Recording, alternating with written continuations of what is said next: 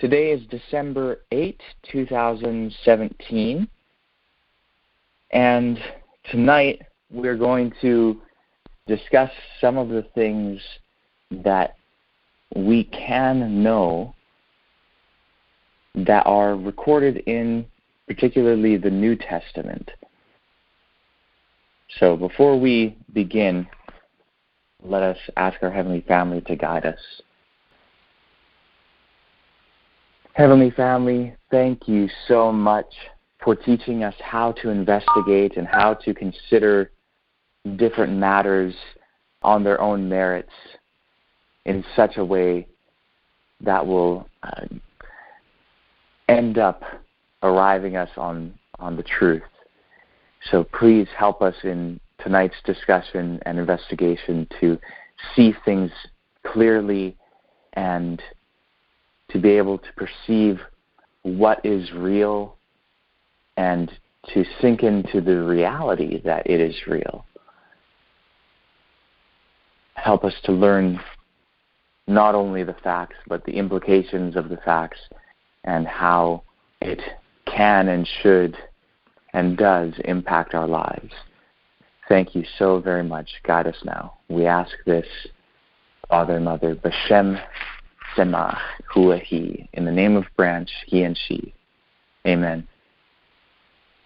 So, as I mentioned, we are going to be discussing some of the things that can be known to be true, which are reported in the New Testament.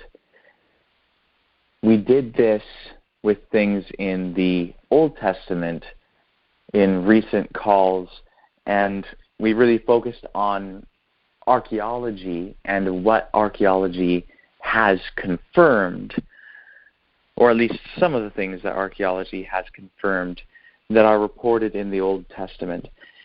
Now, of course, I'm using terms like Old Testament and New Testament, which we have found in previous discussions to be not the greatest terms simply because they assume a certain canon, and we don't believe that the idea of a canon is valid or helpful, and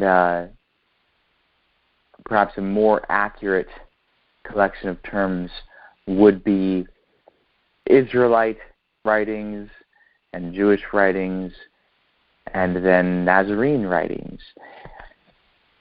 Nazarene writings, of course, referring to the writings produced by the early followers of Jesus. In any case, I'll explain a little bit of why we are doing this. It has to do with the fact that in this message we have come to realize that truth is that which comports with material reality, and thus what a certain writing says or does not say does not actually determine what is truth. Truth is simply the way things are in material reality, and so we cannot just go with traditions or assumptions. We actually have to test things to see what is true. And we have learned that many of our assumptions as quote-unquote Bible believers have been without basis, and some of them have been, in fact, false. And when we have realized this, when we have come to realize that some of what we have believed has actually been erroneous, one may be tempted to think that, oh, well, everything that we have thought to be true is not true. So we're dealing with several different aspects and nuances here. On one hand, we have the beliefs that we have had and whether or not we are justified in those beliefs. And on the other hand, we have what is actually true. And these are actually two different issues to deal with, because there may very well be something that is true, but it doesn't mean that it is justified. A justified belief is a belief that is based on valid evidence. So someone may say something to you that is true, and if you've never looked into it before, you would not be justified in believing it. You might believe it just because you like the idea, but you won't really know that it's true unless you have tested it. So it's important for us to realize that just because we have held beliefs that have not been justified does not mean that they are not true. It does mean that we should not believe them until we have the evidence. But not believing something is not the same as saying that the proposed belief is false. Our beliefs are to be based on knowledge rather than on anything else, because knowledge is simply awareness of a fact or a truth and the evidence which demonstrates it to be a fact or truth. Of course, how could you be aware of something as being true without having the evidence? It's simply impossible. A belief is simply an idea that is held to be true regardless of the reason. It may be because of valid evidence, or it may be because of no evidence at all, a bias, a tradition, an assumption, or whatever. So a belief that is not founded on experimental knowledge, even if the conclusion is true, does the believer no good, no more than a false belief. Because ultimately, if our beliefs are not based on knowledge, we have no way to distinguish between the true and false beliefs that we may hold. So, when we are examining what we have previously held to be true, or what we are accustomed to thinking is true, we need to realize that if we do not have evidence in favor of a claim, we should not hold that idea as true, even if it is true. But that's not to say that we think that it's false. It's to say that we recognize our own lack of acquaintance with the evidence in regard to that issue. And in light of our lack of knowledge, we withhold judgment until we gain knowledge. So, this is what we have been doing on these calls for quite some time. We have been challenging our preconceptions, and some of our preconceptions we have found to be correct, some of them we have found to be incorrect, and some of them we simply do not yet know whether they were correct or incorrect.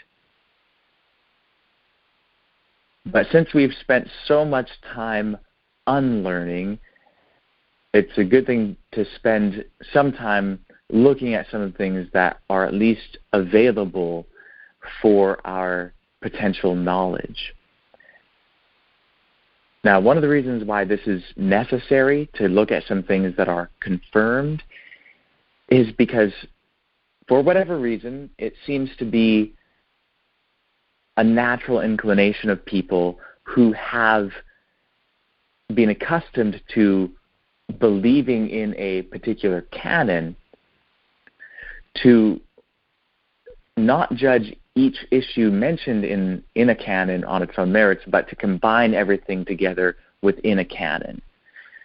So if one aspect of the canon becomes questionable, the tendency is to think that everything else in the canon becomes questionable too. And what I mean by questionable in this context is not simply the idea that it can be questioned. Everything can be questioned. I simply mean that its validity is called into question because we realize that perhaps we have a lack of evidence for it, or perhaps evidence is actually lacking. But the basic point of what I'm attempting to say is that we have a tendency to group everything that is mentioned in the canon together and judge it together, or at least think that one thing has a relation to another when in fact that may not be the case. So, for example, if someone examines the question of the historicity of the Exodus and starts thinking, oh, well, maybe the Exodus didn't happen, then they might start thinking, oh, well, if the Exodus didn't happen, then maybe Jesus never existed. And we think that those are related things because they're part of the canon, when really they are totally unrelated questions. Whether that particular event, the Exodus or the flood or whatever event you want to mention, whether that happened, and then the question of whether Jesus existed. Those are entirely separate. To kind of illustrate this, if someone said, oh man, maybe the flood never happened, therefore Ellen White probably didn't exist, everyone would recognize that that is a complete leap and really an unreasonable stretch, since the evidence to be considered for either issue is totally separate. The factors to take into account to examine whether or not Ellen White existed are entirely separate from the factors to take into account to determine whether or not the flood or the Exodus or some other event from the ancient past actually happened. That is no less the case when it comes to Jesus. Just because Jesus is spoken of in a book that is actually a compilation of several independent writings by different authors at different times with different perspectives, does not mean that things said about him have any particular relevance to other things mentioned by other authors whose writings were later compiled into this collection that we call the Bible, or more particularly in our own context, the Protestant Bible or the Protestant canon. So, again, to bring it a little bit closer to home, if we find that a story in Joshua is not actually historically true, that would not mean that another story in Joshua or a story in Judges or elsewhere is also not true. Everything needs to be examined on its own merits. And just because we have found that some of our conceptions were incorrect, such as the Mosaic authorship of the Pentateuch, does not mean that it's any more or less likely that any other thing that we have thought to be true is or is not true. So again, if we don't have knowledge on something, let's not believe it. But if we don't have that knowledge that something is false, let's not claim it's false either. So we reviewed some of the events mentioned in the Old Testament in recent calls, and we saw that archaeology confirms the basic setting for a period of Israelite judges, like there was such a period, regardless of whether or not some of the particular stories in the book of Judges are actually historically true. There was such a period.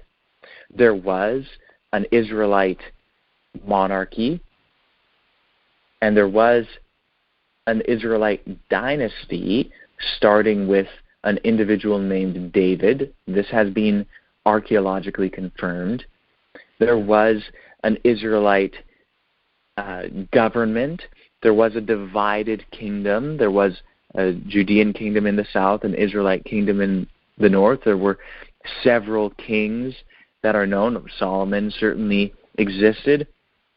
Some of the cities that he is reported to have built actually were built, and those cities are related to each other by their architectural features. And we talked about the six-chambered gates of three cities in particular. Hezekiah certainly existed. Josiah certainly existed. Hezekiah's tunnel has been found. Inscriptions have been found. We talked about a lot of this sort of thing in previous calls. What we have not really discussed yet is the days of Jesus and some of the things mentioned in the New Testament, and that's what we kind of want to focus on this time. And I'll just mention there is a lot of historical and archaeological evidence in favor of some of the things described in the books of the Maccabees. First Maccabees is widely held by historians to be generally reliable. There is cross-confirmation for a lot of the events mentioned in First Maccabees. We have multiple attestation. It fits with the period. There's actually a lot of evidence. Maccabean fortresses have been found.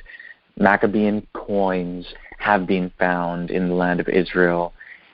There's a lot to confirm that history as being real.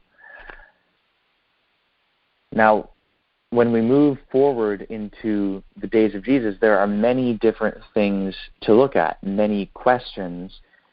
And I thought tonight we should start with Jesus' own existence, because this is perhaps the most meaningful question to look at in terms of the New Testament, because, if Jesus didn't exist, then none of the other things in the New Testament are all that meaningful in terms of the content of the message of the New Testament, because it's centered around Jesus, his life and teachings, and death and resurrection, ascension, and subsequent ministry in heaven.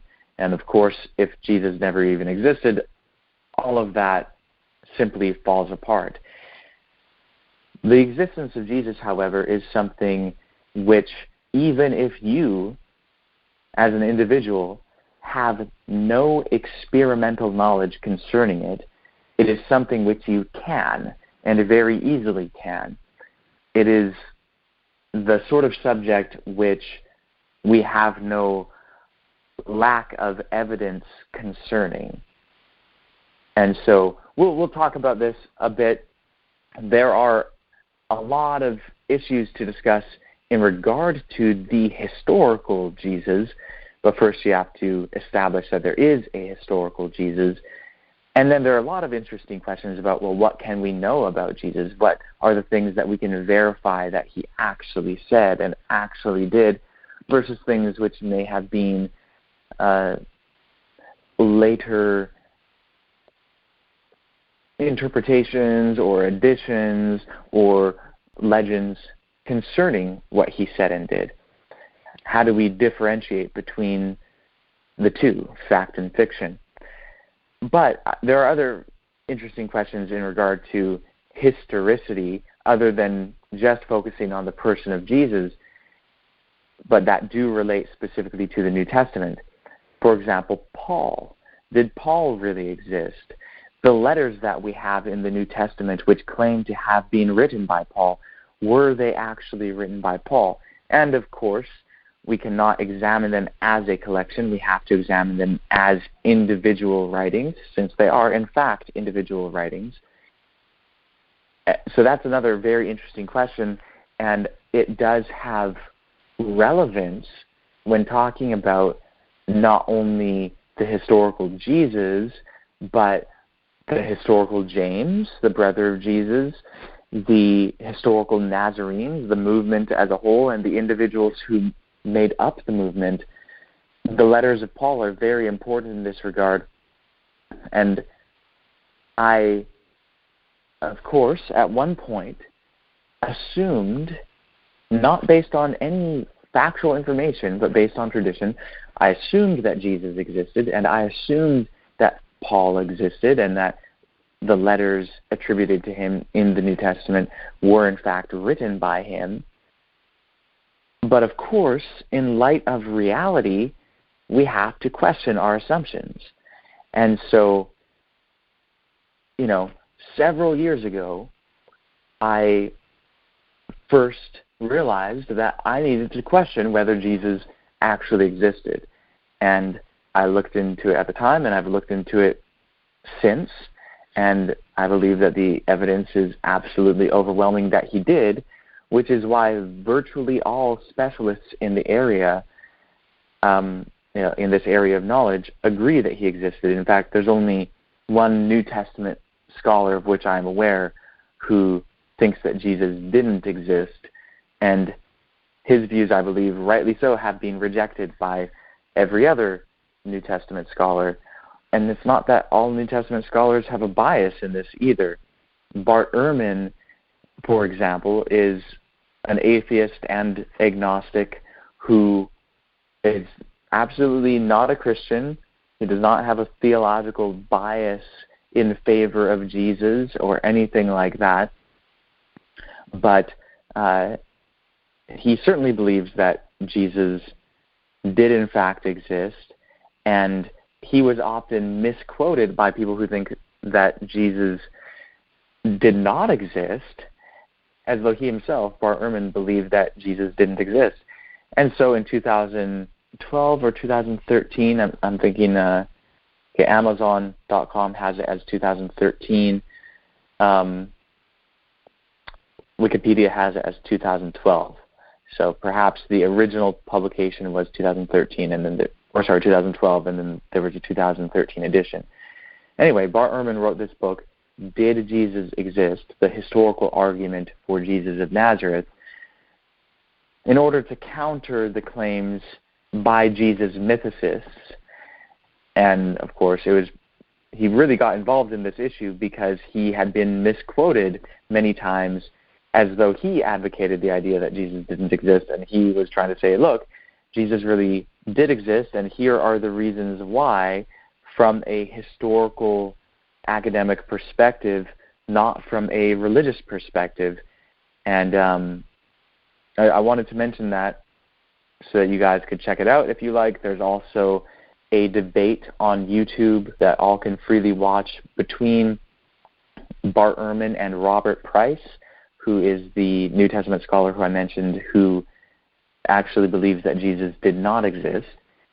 And I'll post the link to the debate on the Branch Davidian SDA Facebook group after the meeting tonight, and I'll also post a link to Bart Ehrman's book on the subject, which I have not read. Any examination that I've done on this issue has just been my own research, and I've watched the debate and so on, but I've not actually read any of the scholarship on this issue, and so presumably there's a lot more than what I have to say on the subject. However, since I devote all my time to studying and talking about and, researching Jesus and the message that he bore and the messages of his followers and, everything related to the branch message today, and since we have, as part of this, come to understand that we need to be considering more writings other than what are recorded in the canon, I'm acquainted with, at least a certain amount of the historical evidence in favor of the reality of Jesus. And I want to go through some of this with you guys tonight. Again, the reason why is because I want you guys to realize that whether you have personal knowledge of this or not, the information is available, and I want to acquaint you with some of it, and you can and should study this out yourself, do the experiment, and see whether or not Jesus existed. Because whether he existed or not is a subject of great consequence, even if many of the claims about him are not true. Even if it turned out that Jesus never rose from the dead and God doesn't exist or anything like that, like even if none of those claims are true, it's still important that Jesus existed. And, Bar Ehrman is an example of the recognition of that fact, because he doesn't believe that Jesus rose from the dead and he doesn't believe that God exists, but he does view this as a supremely important issue, because so much of what the world, particularly the modern Western world, is actually rooted in Jesus and ideas and beliefs and practices which sprung from him and his early followers. Whether all of this is historical fact or pure fiction is of great consequence. And so anyway, I do think that it's more consequential than that, by the way. I do think that there is overwhelming evidence that Jesus did in fact rise from the dead. We have a study on YouTube going through that. And I do believe that there is evidence that the Elohim mentioned in many writings in the Bible do in fact exist. That is Yahweh, the God of Jesus, and including Jesus, and so on. I do think that there's much evidence in favor of that.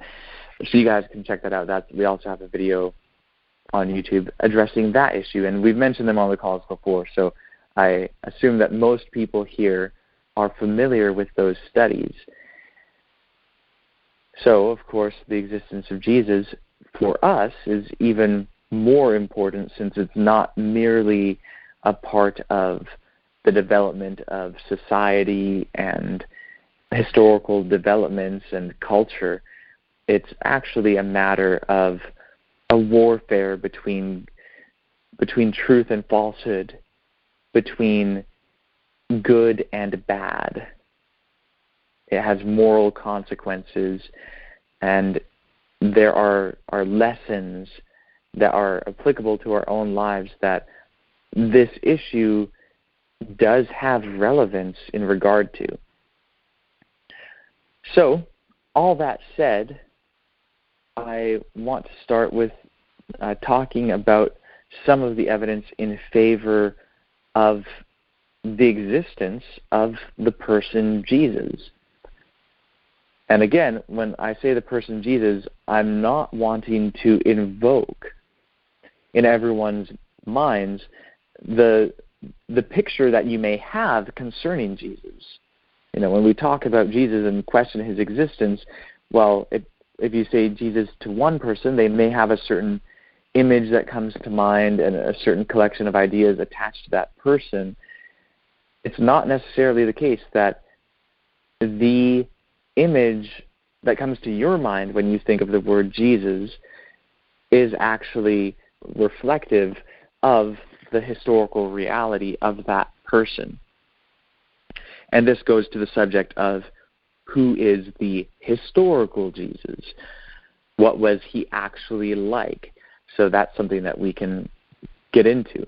But just the idea that there was a person named, well, in fact, he would have been called Yeshua, but the way that he is often referred to today in the modern Western English-speaking world is Jesus, and that has to do with simply linguistic developments going from Yeshua in Aramaic to Greek, Jesus, through Latin into English. We end up with the word Jesus, which just means the same thing as Yeshua. But anyway, there was a Jew in the first century named Yeshua who became the leader of a movement known as the Nazarenes, who ended up dying on a Roman cross under Pontius Pilate. Those are kind of like minimal facts concerning Jesus that kind of help us to identify who it is that we are talking about, who either existed or did not exist. Now, some of the things that, basically what we are going to talk about tonight, the evidence that I'm going to present in favor of his existence is not going to be new to everyone here, because this subject has come up before, and we've had a Facebook discussion in relation to it, or at least some of us have. And there was a post, I won't go into all the details of the past discussion, because that's just not our purpose here, but there was a post where we discussed a little bit of the historicity of Jesus, and someone referred to claims or posted claims by someone else who was basically just saying, there isn't really much evidence, and there aren't early sources, we just have the New Testament, and that's not really reliable because it's theologically biased, and the only other reference is Josephus, but the post that the person shared was trying to discredit the validity of the references in the writings of Josephus. And I responded by saying, hey, aside from Josephus and aside from the New Testament, the historicity of Jesus is amply attested, and even if there was no New Testament, even if there was no Josephus, we could prove that Jesus really did exist. So I want to go through some of that and also talk about the evidence that's in the New Testament and Josephus as well. And again, my focus is not the same as previous discussions that we've had on this necessarily, but I'm mentioning this just to say this is where I'm getting the information, and I may read some of my statements from that post, and there may be minor references to the particulars of the claims made in the video, which was a video by an individual known as Simka Jakobovich. Let me pronounce his name correctly. I think it's Jacobovici. I hope I'm pronouncing that correctly. Anyway, he has several videos, and he runs a blog and makes films, and he's a journalist. And he actually believes that Jesus does exist, and that's quite apparent in his blogs and videos. But in one video, he kind of was entertaining the idea that maybe Jesus didn't exist, and was kind of implying that we don't have sufficient evidence to demonstrate that claim. But again, he himself doesn't really believe that, because he believes that Jesus does in fact exist, or at least did exist. So anyway, let's first just consider the New Testament.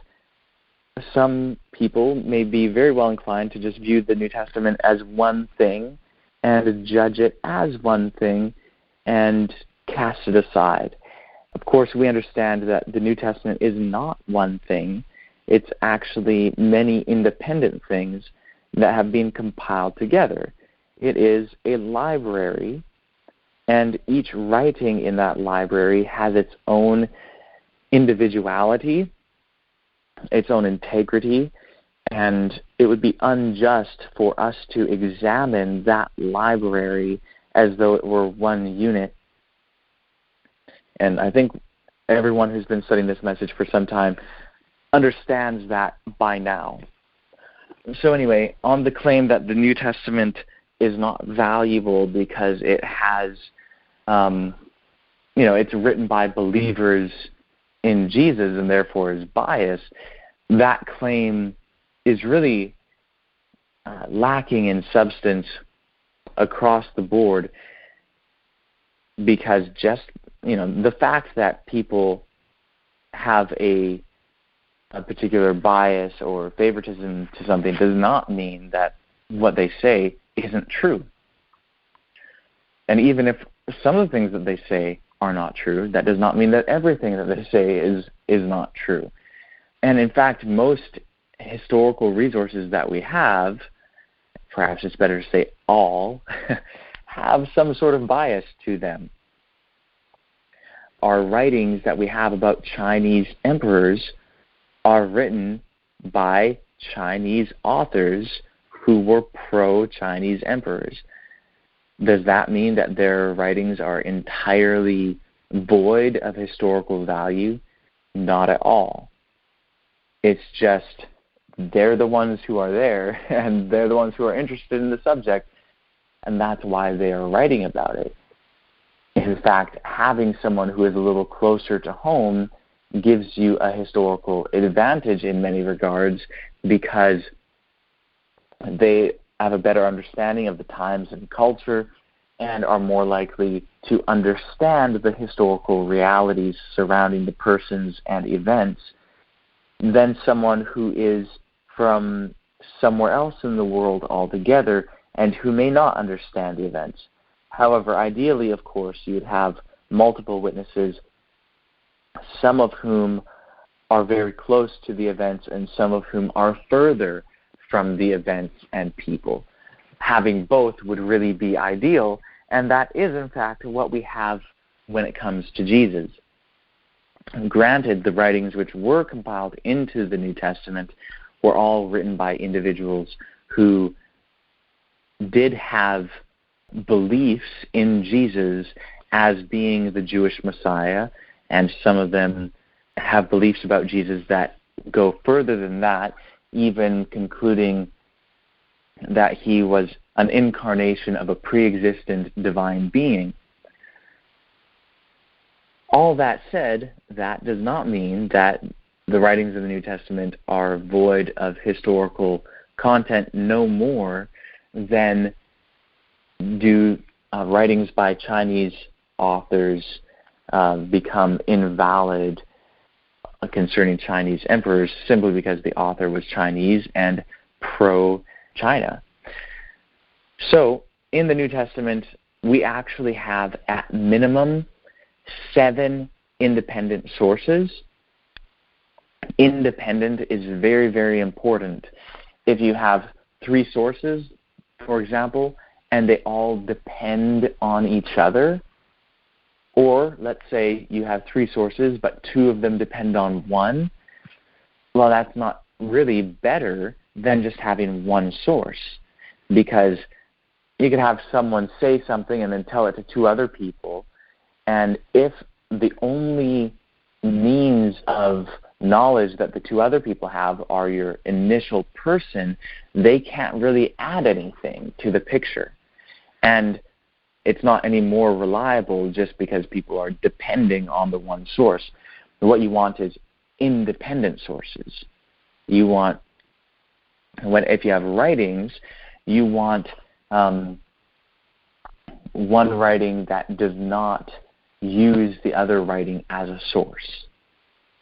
Thus, it has a far greater chance of pointing back to a historical reality rather than just depending on it. Or, better put, the authors of sources which are not dependent on each other obviously got their information from somewhere other than the other sources. And so they are a witness to some sort of event or reality or belief. And because of that, they are more historically valuable. So again, the very minimum amount of sources represented in the New Testament is 7.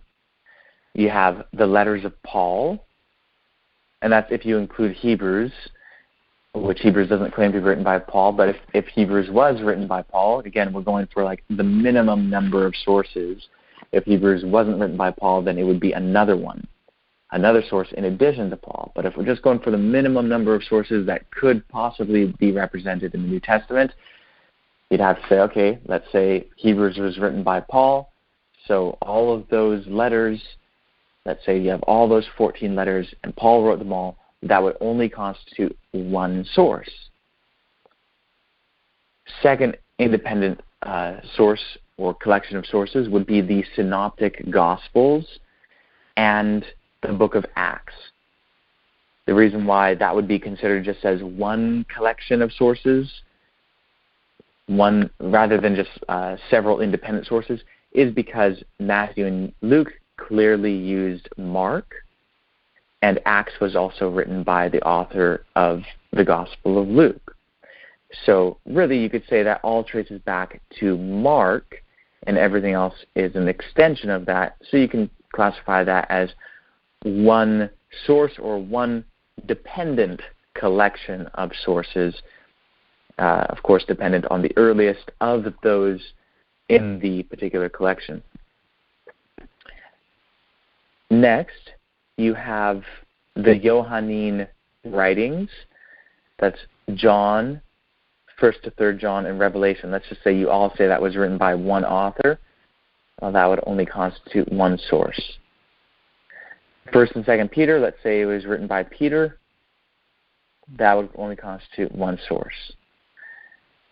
James, the book of James in the New Testament, if it was written by James or whoever, it's just one independent source, not dependent on the others. Jude, also another independent source. So in total, you have these 7 sources that are apparent within the New Testament at minimum, but in reality it's more likely that there are more sources than that. For example, it's very possible that Paul did not write Hebrews, because of course it doesn't make that claim, so that may be an independent source. Most scholars think that many of the letters in the New Testament attributed to Paul were not actually written by Paul, but that there are at least 2 pseudo-Pauls. Also, for the Synoptic Gospels, while it's true that Matthew and Luke did use Mark, it is also true that they contain much material that is not present in Mark. And also they contain material that is not present in each other. And so depending on something as a source does not mean it is your only source for information, and it does not mean that you have no information firsthand yourself. I'm not saying that the authors of Matthew and Luke did have firsthand information, but if they didn't, it's obvious that they did use other sources besides Mark, and thus do contain independent tradition from Mark. So they would be at least partially independent witnesses from Mark. Also, it's not necessarily clear whether the author of the Gospel of John was also the author of 1st to 3rd John, or whether 1st to 3rd John even had the same author, and if Revelation had the same author as any of those writings, they may have all been written by different authors, which would then make those writings independent sources. Most scholars also don't think that 1st and 2nd Peter were written by the same author. And if that's true, then again, the number of witnesses increases, and it's possible that the New Testament itself contains 14 independent witnesses to Jesus. So that's quite significant. So the New Testament, while it is not necessary in order to evidence the historicity of Jesus, I would say that it does do that. And if we only had the New Testament, we could definitely show that Jesus existed, even if we didn't have anything else. But, see, this is the thing. Like, the historicity of Jesus does not depend on any one thing. That's just not how evidence works, usually. I mean, often, let's say you have a crime scene, there may be sometimes where you have one thing that really settles the case, but in almost every instance, you have a number of different facts to take into account, and those number of facts will work together to build a picture harmoniously drawing a certain conclusion. That's the way it is in history as well. In fact, crime scene investigation is a sort of history, since it is trying to construct an accurate picture of the past. Sure, the more recent past then is dealt with in history, and rather than being focused on literary sources, it is focused on physical remains, and thus is a whole lot more like archaeology. Even so, archaeology is, in fact, a sort of history with objects rather than texts as sources. So, that said, the New Testament is very important, and it is not inconsequential that we have anywhere from 7 to 14 independent sources represented in the New Testament, and we can talk about this more in another meeting, but these sources are also very early. Paul's letters were written, potentially all of them actually, all of the authentic Paul letters were written in the 50s. Perhaps some of them went into the very early 60s, but if so, it would be very early. In either case, 50s or 60s, that's early enough to be in the living memory of people who saw Jesus. In other words, something being early enough that people are still alive at the time of the writing of the source who were present at the proposed event or to witness the proposed person. That is hugely important historically, because if you have these letters of Paul and they're actually written in the 50s and they're making up a person called Jesus, and he was supposed to have lived in Judea only 20 years earlier, there's going to be people who are alive reading Paul's letters who were there at the time and places to which he refers, who could confirm or deny his claims. And so when you have such an early source that's early enough that it's within the living memory of the people who were supposedly there at the event described, that is when it's so much less likely that people could make something up, or at least if they were to make something up, it wouldn't catch on. People would know that it's fabricated. So it's very, very important. Also, the Gospels in the New Testament, the Gospel of John, most scholars think that it's probably a composite of some earlier, some later material. Some of the material in John, though, must go back before 70, or at least it accurately reflects facts that have been archaeologically confirmed from before the year 70 of the first century. Mark, a lot of people think it was written before 70. Maybe it was written in the year 70 or 71, something like that.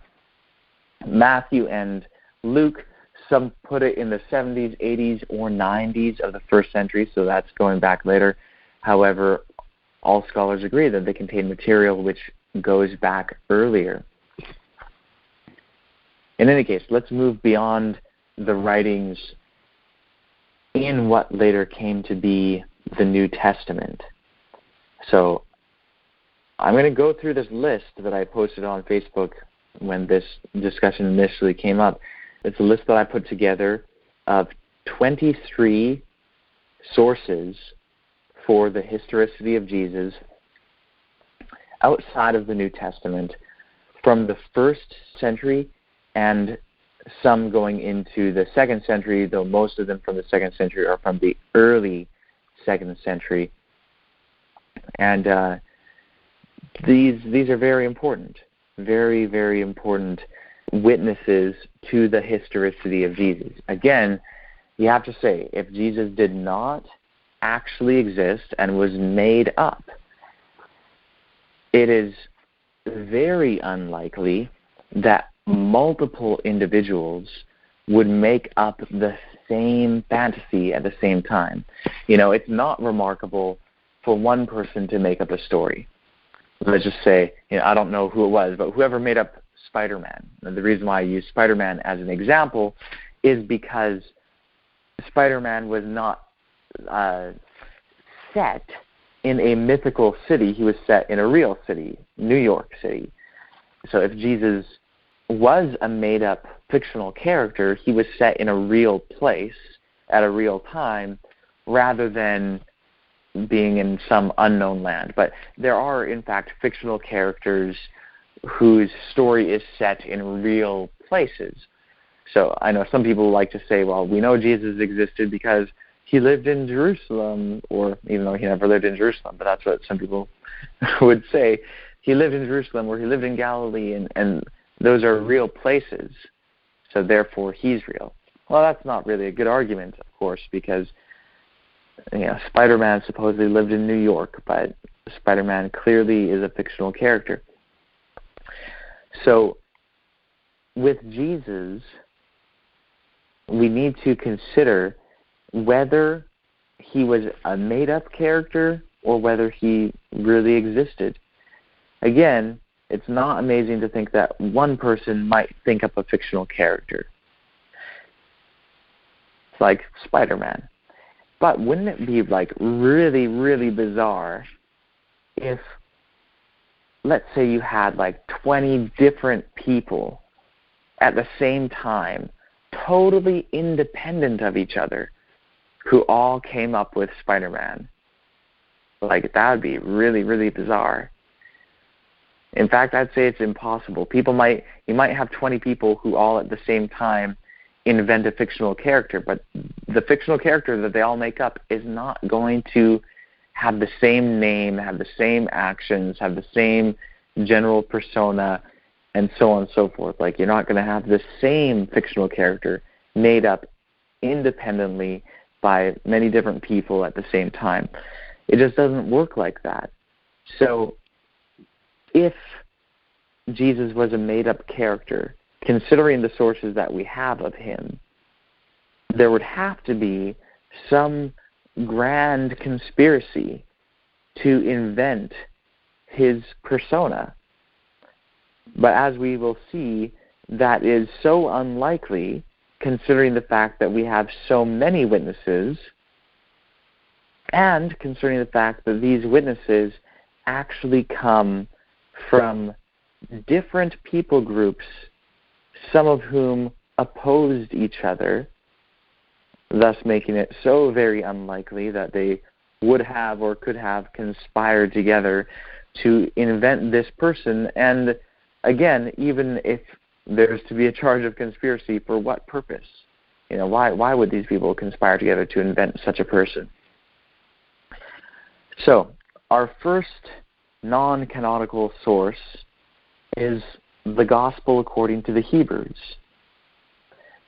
This is a gospel, which is a writing telling the life of Jesus from the 1st century of the Common Era, and it is demonstrably earlier than the canonical Gospels, thus not dependent on them. And there are scholars who have demonstrated this to be the case. There's an individual, a scholar named James R. Edwards, who wrote a book called The Hebrew Gospel and the Development of the Synoptic Tradition. And he showed that the Gospel, according to the Hebrews, was most likely used as a source for the Gospel of Luke. That's, of course, being earlier. Also, interestingly, the early church fathers speak of the Gospel according to the Hebrews as being the earliest gospel, which is not something that they would make up to say about a writing which is not included, or which they did not include as being Scripture. They wouldn't argue that the book which they are rejecting, which is used by a group which they considered heretical, the Nazarenes, they would not make up the idea that that writing came before the writings which they did accept. because, again, it kind of goes against their agenda if they had an agenda. So the gospel, according to Hebrews, again, a very early gospel, and it speaks of Jesus throughout. It's a telling of his life.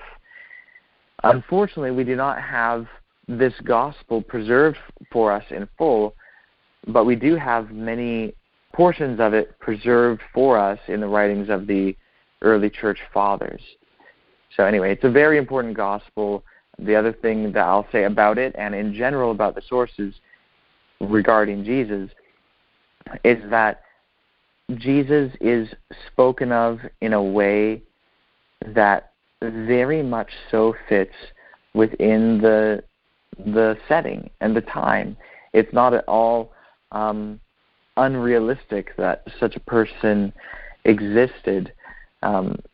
Whoever wrote these sources knew something about the setting, and they knew something about Judaism. They were involved with controversies between small groups in Galilee and in Judea, and there's relationships to other groups of Jews that are known independently of the sources on Jesus. So again, it's the sort of thing where our sources exhibit verisimilitude, as scholars would say. Verisimilitude is basically saying it matches truth. It matches reality that can be independently verified. Okay, so that's the gospel according to the Hebrews. Next, there's a writing known today as the Didache, or the teaching. The longer name is the teaching of the 12 apostles. The consensus position of scholars is that this writing, the core of it, goes back to the 50s of the first century, or at least to the mid-first century. And there's a scholar named Alan Garrow who has devoted much of his work to studying the Didache, and he argues that it also predates some of the writings of the New Testament, and perhaps even all of the writings in the New Testament, predating the Gospels, predating the letters of Paul. And it's recognized as being a very important work. It's clearly not a product of later Gentile Christianity. It is very Jewish. It is very similar to the community rule, and in fact bases much of what it says in its first 6 chapters on content from the community rule, on ideas that are contained in the Qumran literature. And again, I think all of us who have been on these calls and have been studying the Dead Sea Scrolls realize that there are such connections with the early Jesus movement that really could not exist if these things were just made up by later people who had no connection with the Essenes and the teacher of righteousness and so on. I mean, the connections are so apparent. It's really quite interesting. So anyway, in the Didache, this is a very early work, and it refers to Jesus several times, even though Jesus is not actually the primary focus of the Didache. It's not focused on his life or his death or his teachings. Well, it's focused more so on his teachings, but it's not focused on his teachings as being like a dialogue of Jesus. It's focused on the community and the teachings of the community of the Nazarenes and people becoming part of it and what we should do as part of it and all of that. But, of course, it mentions Jesus. And, you know, in the Didache it says in chapter 9, verse 3, just as an example, "We give you thanks, our Father, for the life and knowledge that you made known to us through Jesus, your child." Okay, so this is just an early reference to Jesus. Again, not something from centuries later. This is something from about 20 years after Jesus' death. This is very, very early. It would be very bizarre for Jesus to not have existed, and then 20 years later we have writings, the Gospel according to the Hebrews, the letters of Paul, the Didache, which all speak of him as though everyone knows that he existed and was in Galilee and in Jerusalem and died under Pontius Pilate and so on. I mean, it would be really a stretch to kind of draw those sorts of conclusions. Next, another non-canonical writing, the Apocryphon of James. Again, a first century document which speaks of Jesus all throughout. It really focuses on Jesus and James, the disciple of Jesus, and Peter, the disciple of Jesus. And this, again, it's a first century document. This is evidenced by the fact that it's not dependent on the New Testament. You know, once you get into the second half of the second century especially, and going forward into the third century and fourth century, you're getting to a time when people who were around in the days of Jesus are not only gone, but memory of them has faded, and people are depending on written sources that were popular, particularly the writings which ended up forming the core of the New Testament. So if you have things that are about Jesus which are not dependent on the New Testament, well, they are getting their information from something else, potentially something earlier, potentially the historical Jesus and the facts concerning him. Although, again, this is just one of the aspects. That's not the determining factor. Another is that it has what is known as a primitive Christology. As time went on, thoughts about who Jesus was changed. Things that people thought about Jesus in the 4th century were thoughts that did not even exist in the 2nd century. So when you examine a writing and see the thoughts about Jesus, it can help you determine when the writing originated. And the Apocryphon of James has a very primitive Christology. The tendency, as time went on, was to view Jesus more and more and more as being God himself. You know, you don't really find that in the New Testament. Yeah, you do find Jesus being divine and being pre-existent, but you don't have anything like Jesus being the second person of the Trinity. You find that later, certainly in the 4th century, but you don't find that in the 1st century. In the 1st century, Jesus is a Jew who is a teacher as his primary role and a prophet. And yes, the Son of God, but it's not necessarily clear exactly how the phrase Son of God was understood in all of the sources. And, you know, the focus was more so on his words, his teachings, the truths he taught. That was really the focus in the earliest times, whereas once you move beyond that into the creeds, it's just really the focus became solely on Jesus' death. So the Apocryphon of James is really focused on the words of Jesus, on his teachings, and the way it speaks of him is, he's very, very humble and views himself as a peer of his disciples in many ways. It's not at all like what you find in later writings of a developed Christianity. So again, the Christology is certainly more primitive. Also, even some of the terminology that it uses is terminology attested in the 1st century but passed out of use in the 2nd century, which is why, again, scholars, not all scholars, granted, but there are scholars who argue quite well that this is really a 1st century document. So again, another witness to Jesus. Next, the Gospel of Thomas. This is widely accepted by critical scholars as a very important text as a witness to the historical Jesus. Again, for scholars, it's not so much that, this text proves that Jesus existed, because really that's not even a debate among scholars. Like it's already known and accepted that Jesus really did exist.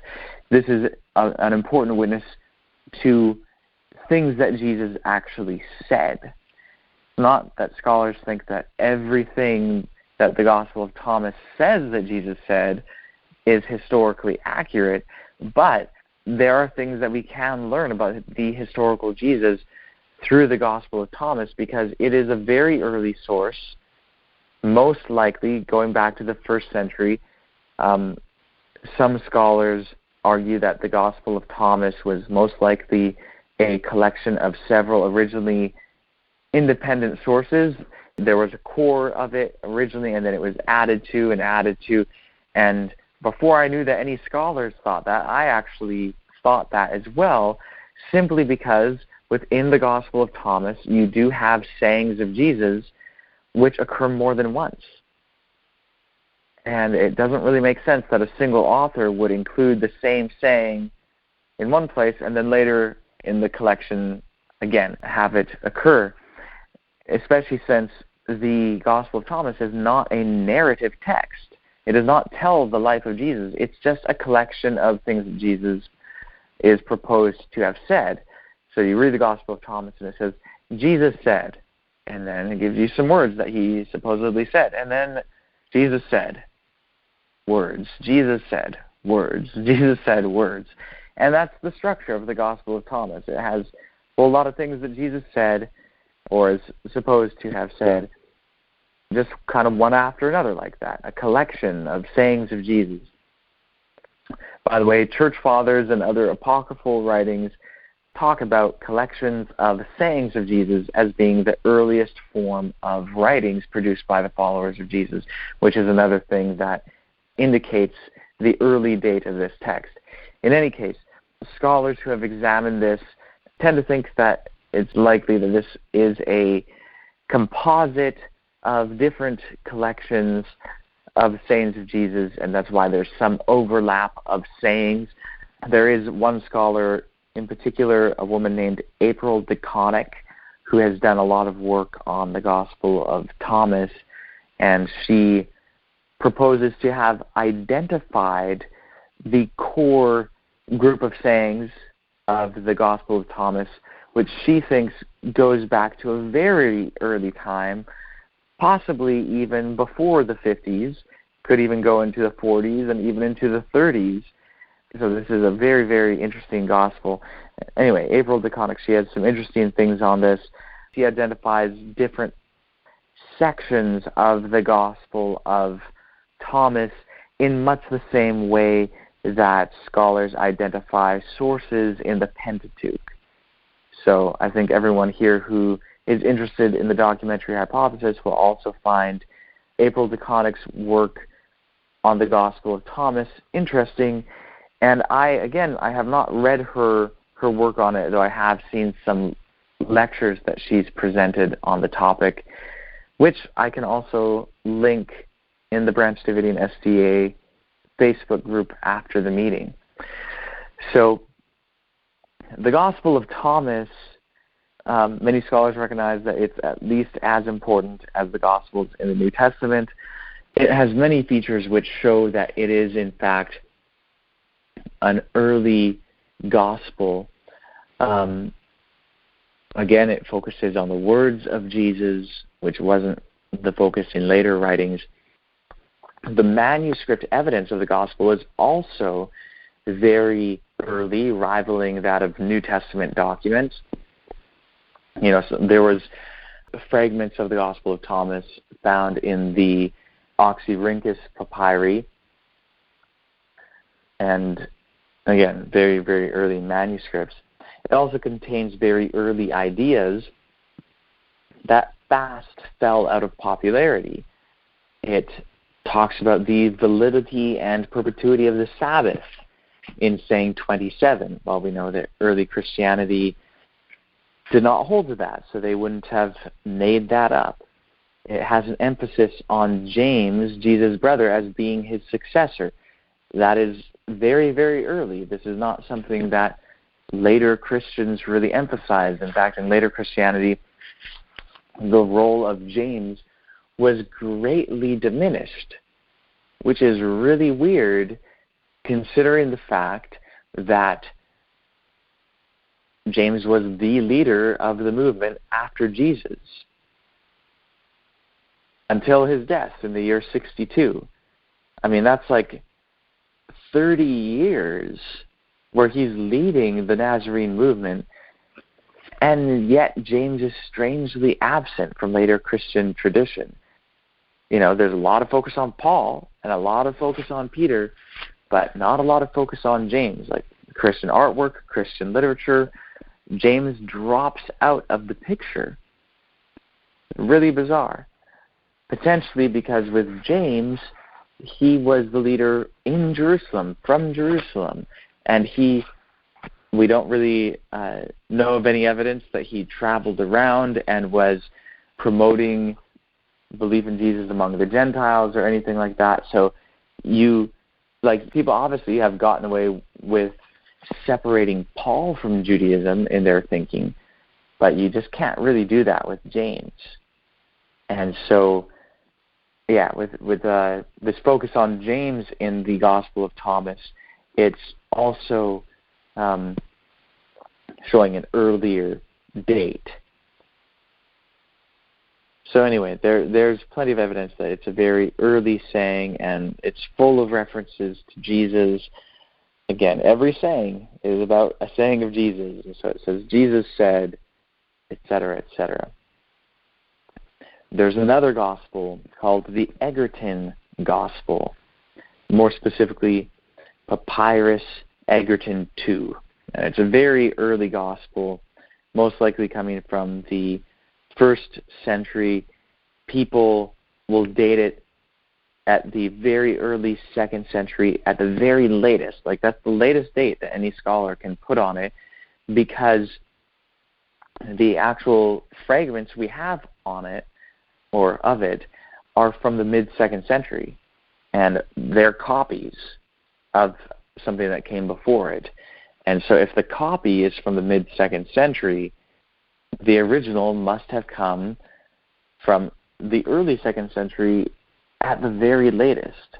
So very, very early manuscript evidence. So the gospel itself must be early. And it's independent of the canonical gospels, and it speaks of Jesus throughout. One example from fragment 4, it says, "And while they were puzzling over his strange question, Jesus walked and stood on the banks of the Jordan River." So again, is this just a fictional character, and the author of Papyrus Egerton II just happened to make up the same fictional character as someone else? Or did the author actually have some sort of knowledge about this person, Jesus? Another gospel, the Gospel of Peter. It doesn't actually claim to be written by Peter, but it's an early gospel. And it's referenced by Origen and also 2nd Clement, which is another very early Christian writing, or at least Nazarene writing, a writing which promotes belief in Jesus. Latest possible date is the early 2nd century, and the surviving portion of it contains an independent account of the Passion of Christ, not dependent on the Gospels in the New Testament. So, very interesting. There's a Gospel of Mary Magdalene, and historians date it no later than the 2nd century because of manuscript evidence being that early. It doesn't show any dependence on the canonical writings, and it speaks of Jesus, and again, it has this focus on Mary Magdalene as being equal to the other disciples, no less, simply because she was a woman. And again, in later Christianity, women did become suppressed. So this is another evidence for it being at least somewhat early, maybe not first century, but second century at the latest. And again, it preserves independent traditions concerning Jesus. Another writing known as First Clement. This is a very, very important writing, and it speaks of Jesus several times, and it's independent of many of the writings in the New Testament, although it's certainly aware of Paul and seems to be familiar with 1 Corinthians, but does not seem to rely on it for its understanding of Jesus. In any case, it is a very important text. Just one example of it referring to Jesus is 1 Clement 21, verse 6, which says we should revere Lord Jesus Christ, whose blood was given for us. Now, I want to mention a couple other things about 1 Clement because it's actually a very early text. It had to have been written prior to the destruction of the temple in 70 of the first century of the Common Era. And really some of the most powerful evidence for that is the fact that it describes in a very nonchalant way the sacrificial system in the Jerusalem temple still being in place. And this is in chapter 40, verse 4, and chapter 41, verse 2. First Clement, you can easily find it online. You just type in First Clement, you'll get a translation of it. And go to chapter 40 and 41. It's very clearly describing the Jerusalem temple still in place, but not just for the sake of trying. It's not trying to say, hey, the temple still exists. No, it's actually describing the services of the Jerusalem temple as being an example or a type of the worship that should be done by believers in Jesus in an antitypical setting. And again, it has so many signs of being early. It's pro-law, like quote-unquote Jewish law. It is written in the generation of Peter and Paul, but after their deaths. It was written right after their deaths, as is apparent from chapter 5. It talks about elders who were being removed in Corinth. Like, it's dealing with real concerns of a congregation of people. It's written by basically, First Clement is a letter from the believers in Rome, the congregation that dwelt in Rome, to those in Corinth. And it's still very Jewish, very pro-law, which later the church in Rome was not. But at this time it was, and it's addressing real concerns. There was basically an overthrow of leaders in the church in Corinth, and the whole letter is written primarily to address that problem. And some of the elders who were being removed in Corinth at that time were appointed by the apostles themselves, as is referenced in chapter 44, verse 3. Again, that would be in the early 60s at the latest, that they could have been appointed by the apostles, like, by Peter or by Paul or someone like that. You can't have elders appointed by them later than that. And since these elders would be older people, as indicated by the term elder, at the time that they were appointed, they couldn't have lived for a very long time, like probably not into the 90s or into the 2nd century. But anyway, they're still alive, and they're getting overthrown as being leaders of the congregation in Corinth, and First Clement is being written to object to that. Also, there are specific individuals who are mentioned in First Clement, who really could have only been referenced at an earlier time. Claudius Phoebus and Valerius Veto were freed slaves from the household of Emperor Claudius, and Claudius died in the year 54. And these are people who were still alive and being spoken of in First Clement. Same thing with, there's another individual named Fortunatus, and there's a Fortunatus referenced in 1 Corinthians 16:7. If it's the same individual, then again, that's someone from the 50s of the first century. So really, most likely, First Clement was written in, maybe 65, 66, sometime before 70 for sure, since the temple system was still in place, but probably after 64, because that's probably when Paul and Peter died. So this is written most likely in the mid to late 60s of the first century, and there's very clearly active communities who were still, doing their thing and believing in Jesus, and everyone there knew that Jesus existed. Like, these are whole communities of people rather than just a certain individual here and there. These people knew Paul and Peter, which again is evidence for the historicity of Paul.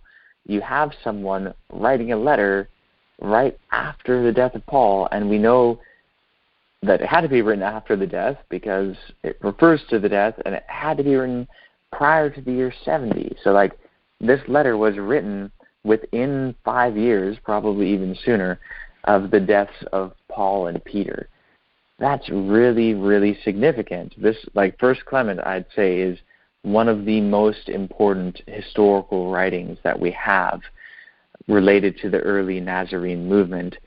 And again, it's not in the canon, but we can date it very accurately. Like, a lot of writings, you can't really precisely date it as we can with First Clement. Maybe we don't know the exact year, that's correct, but we know basically the 5-year period in which it had to be written, and just the fact that it's so early and that it's written from one congregation to another congregation, and it's so long and contains so much information, it's extremely valuable, and it testifies to the existence of Jesus and to the existence of Peter and Paul and of the movement as a whole. Because this is the other thing. If Jesus was just a made-up fictional character, how is it that you could get whole communities of people believing in his existence in such a short time? And not only that, but these believing communities contain people who claim to have spent years with this person, with Jesus. So, very, very interesting, very important. Anyway, that's only, out of my list here, that's only number 8, and there's much more. So we're not going to be able to continue this tonight since we've been on for nearly an hour and a half.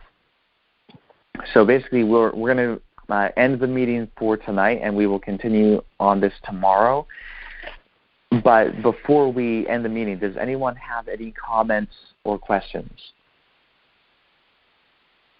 You had mentioned that there's 7 independent sources in the New Testament, possibly 14, and I only recorded 6. I have Paul, the Synoptic Gospels plus Acts, the Johannine works, 1st and 2nd Peter, James, Jude, and am I missing one?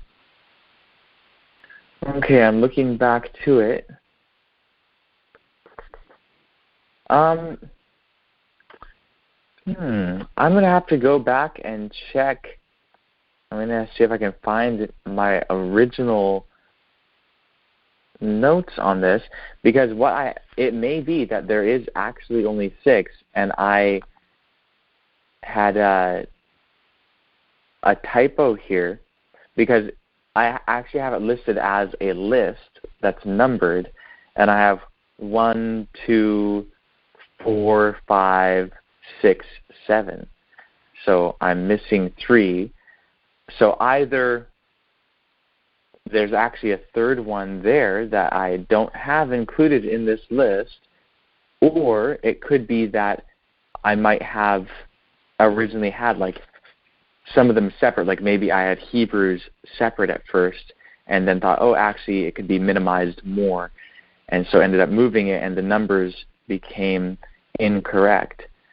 So in any case, yeah, I'm glad that you mentioned that. It may be that it may be able to be reduced to 6 witnesses rather than 7. Okay. So we'll look more into that. Thank you. Mm-hmm.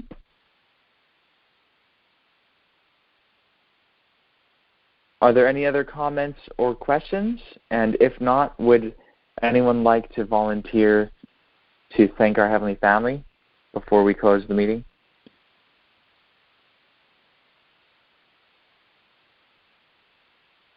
I will. Awesome, thanks. Your Heavenly Family, what an awesome family of God you are. We give you our hearts to direct us so we can help others to see your great love. Thank you for our meeting tonight. We praise you and we thank you for all the things that are going on in our lives. In the name of the branch, he and she. Amen.